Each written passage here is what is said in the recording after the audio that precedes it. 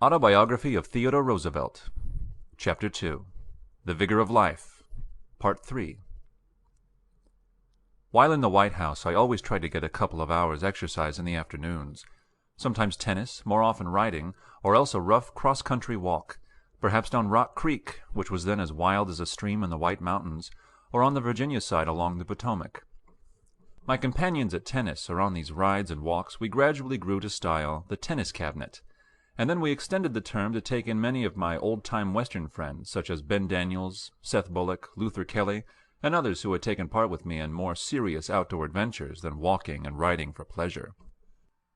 Most of the men who were oftenest with me on these trips, men like Major General Leonard Wood, or Major General Thomas Henry Barry, or Presley Marion Rixey, Surgeon General of the Navy, or Robert Bacon, who was afterwards Secretary of State, or James Garfield, who was Secretary of the Interior, or Gifford Pinchot, who was Chief of the Forest Service, were better men physically than I was, but I could ride and walk well enough for us all thoroughly to enjoy it.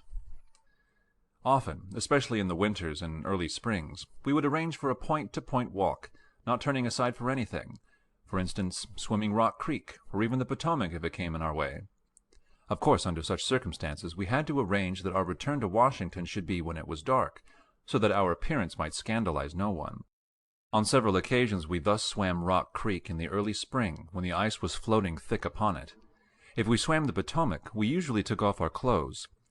I remember one such occasion when the French ambassador Jusserand, who was a member of the tennis cabinet, was along, and just as we were about to get in to swim, somebody said, Mr. Ambassador, you haven't taken off your gloves," to which he promptly responded, "I think I will leave them on.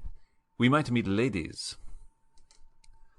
We liked Rock Creek for these walks because we could do so much scrambling and climbing along the cliffs.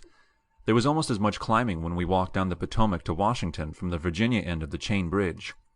I would occasionally take some big game friend from abroad, Sellis or St. George Littledale or Captain Radcliffe or Paul Nidick on these walks. Once I invited an entire class of officers who were attending lectures at the War College to come on one of these walks. I chose a route which gave us the hardest climbing along the rocks and the deepest crossings of the creek, and my Army friends enjoyed it hugely, being the right sort to a man. On March 1st, 1909, 3 days before leaving the presidency, various members of the tennis cabinet lunched with me at the White House. Tennis cabinet was an elastic term, and of course many who ought to have been at the lunch were, for one reason or another, away from Washington, but to make up for this, a goodly number of out-of-town honorary members, so to speak, were present. For instance, Seth Bullock, Luther Kelly, better known as Yellowstone Kelly in the days when he was an Army scout against the Sioux, and Abernathy the wolf hunter. At the end of the lunch, Seth Bullock suddenly reached forward, swept aside a mass of flowers which made a centerpiece on the table, and revealed a bronze cougar by Proctor, which was a parting gift to me. The lunch party and the cougar were then photographed on the lawn. Some of the younger officers, who were my constant companions on these walks and rides, pointed out to me the condition of utter physical worthlessness into which certain of the elder ones had permitted themselves to lapse, and the very bad effect this would certainly have if ever the Army were called into service. I then looked into the matter for myself, and was really shocked at what I found. Many of the older officers were so unfit physically that their condition would have excited laughter, had it not been so serious, to think that they belonged to the military arm of the government. A cavalry colonel proved unable to keep his horse at a smart trot for even half a mile when I visited his post. A major general proved afraid even to let his horse canter when he went on a ride with us, and certain otherwise good men proved as unable to walk as if they had been sedentary brokers. I consulted with men like Major Generals Wood and Bell, who were themselves of fine physique, with bodies fit to meet any demand. It was late in my administration, and we deemed it best only to make a beginning. Experience teaches the most inveterate reformer how hard it is to get a totally non-military nation to accept seriously any military improvement. Accordingly, I merely issued directions that each officer should prove his ability to walk 50 miles or ride 100 in 3 days. This is, of course, a test which many a healthy middle-aged woman would be able to meet, but a large portion of the press adopted the view that it was a bit of capricious tyranny on my part, and a considerable number of elderly officers, with desk rather than field experience, intrigued with their friends in Congress to have the order annulled. So one day I took a ride of a little over 100 miles myself, in company with Surgeon General Rixey and 2 other officers. The Virginia roads were frozen and in ruts, and in the afternoon and evening there was a storm of snow and sleet, and when it had been thus experimentally shown, under unfavorable conditions, how easy it was to do in one day the task for which the army officers were allowed 3 days, all open objections ceased. But some bureau chiefs still did as much underhanded work against the order as they dared, and it was often difficult to reach them. In the Marine Corps, Captain Leonard, who had lost an arm at Tientsin with 2 of his lieutenants, did the 50 miles in 1 day, for they were vigorous young men who laughed at the idea of treating a 50-mile walk as over-fatiguing. Well, the Navy Department officials rebuked them, and made them take the walk over again in 3 days, on the ground that taking it in 1 day did not comply with the regulations. This seems unbelievable, but Leonard assures me it is true. He did not inform me at the time, being afraid to get in wrong with his permanent superiors. If I had known of the order, short work would have been made of the bureaucrat who issued it. One of our best naval officers sent me the following letter, after the above had appeared. I note in your autobiography now being published in the Outlook that you refer to the reasons which led you to establish a physical test for the Army and to the action you took, your 100-mile ride, to prevent the test being abolished. Doubtless you did not know the following facts. Number 1.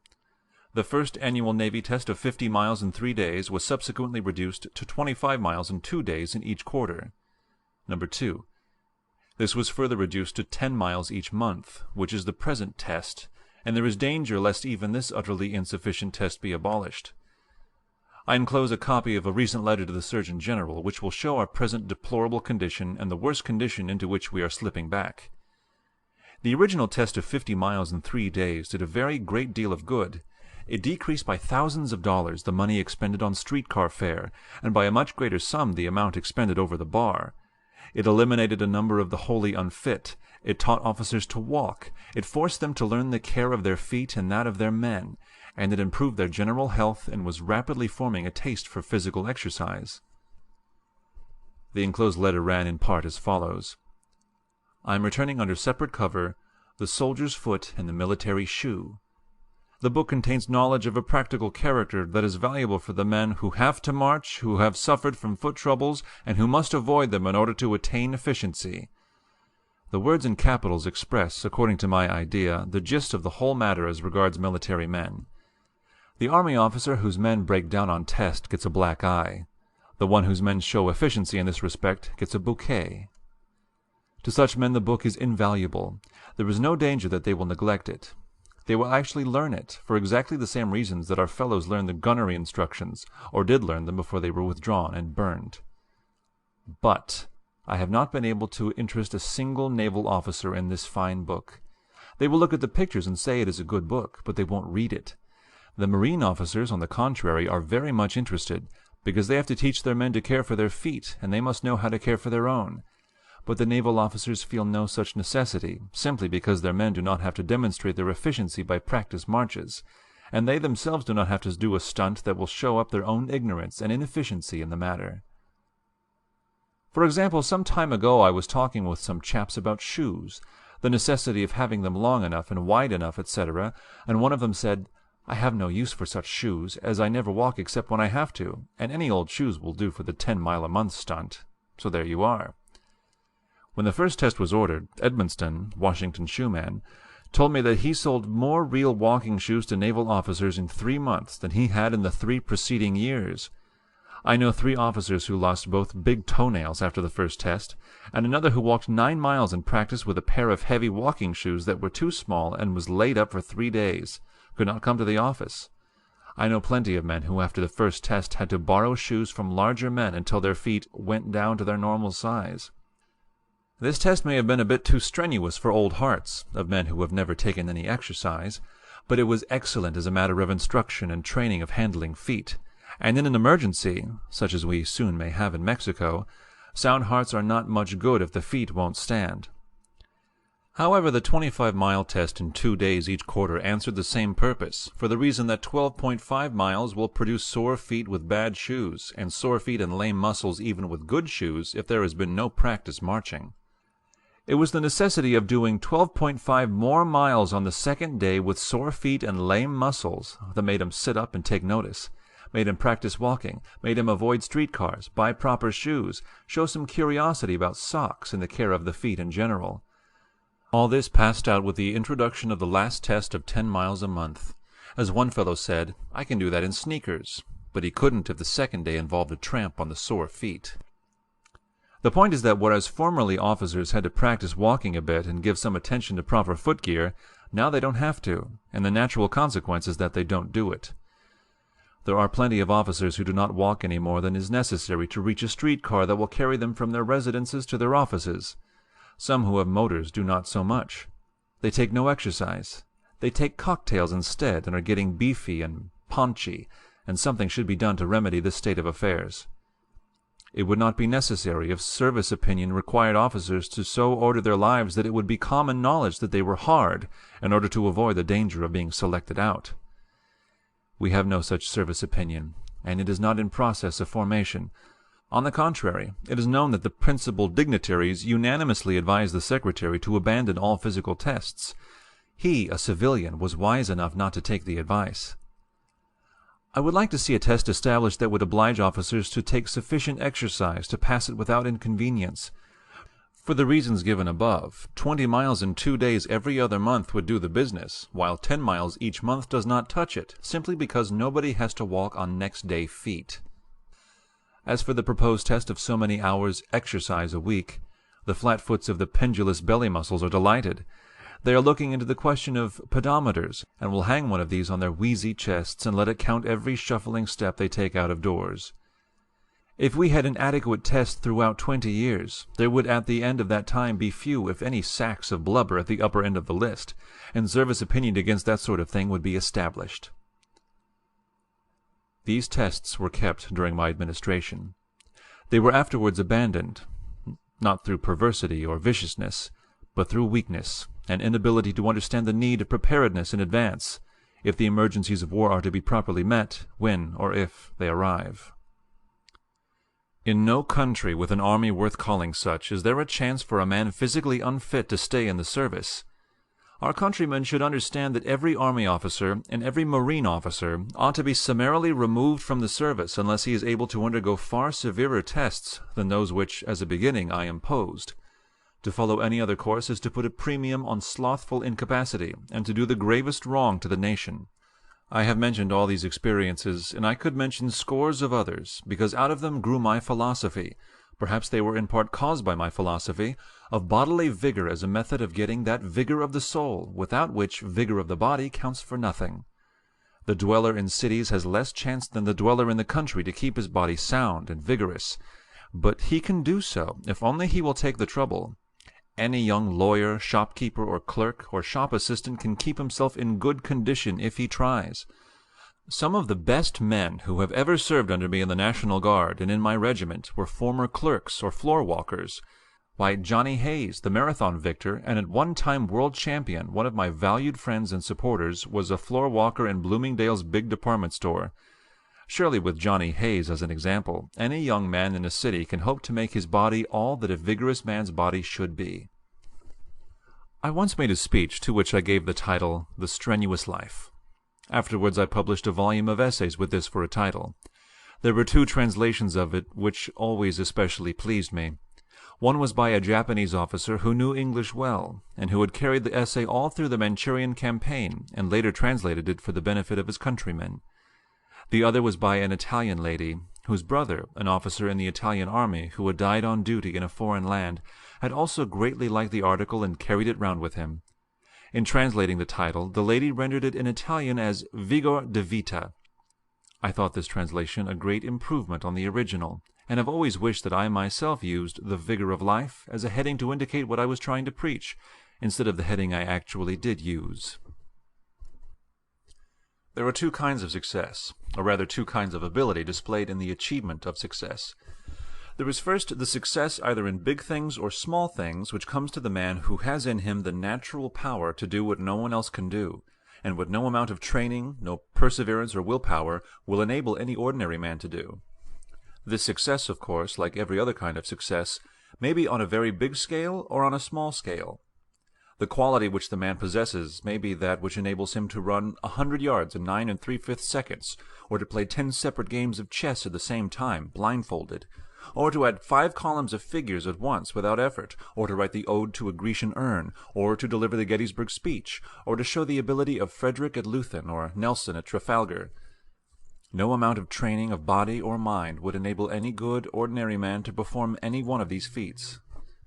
Of course, the proper performance of each implies much previous study or training, but in no one of them is success to be attained save by the altogether exceptional man who has in him the something additional which the ordinary man does not have. This is the most striking kind of success, and it can be attained only by the man who has in him the quality which separates him in kind, no less than in degree, from his fellows.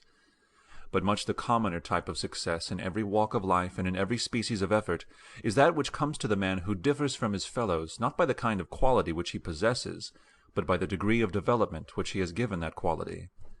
This kind of success is open to a large number of persons, if only they seriously determine to achieve it. It is the kind of success which is open to the average man of sound body and fair mind, who has no remarkable mental or physical attributes, but who gets just as much as possible in the way of work out of the aptitudes that he does possess.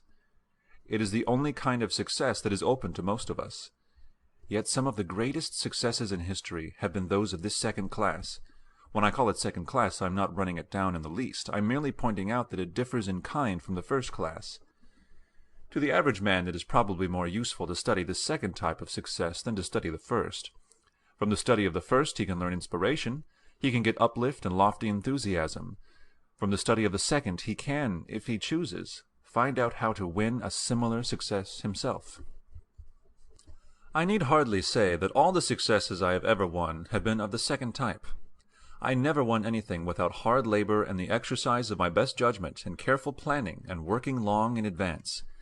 Having been a rather sickly and awkward boy, I was as a young man at first both nervous and distrustful of my own prowess. I had to train myself painfully and laboriously, not merely as regards my body, but as regards my soul and spirit. When I was a boy, I read a passage in one of Marryat's books which always impressed me. In this passage, the captain of some small British man-of-war is explaining to the hero how to acquire the quality of fearlessness. He says that at the outset almost every man is frightened when he goes into action, but that the course to follow is for man to keep such a grip on himself that he can act just as if he was not frightened. After this is kept up long enough, it changes from pretense to reality, and the man does in very fact become fearless by sheer dint of practicing fearlessness when he does not feel it.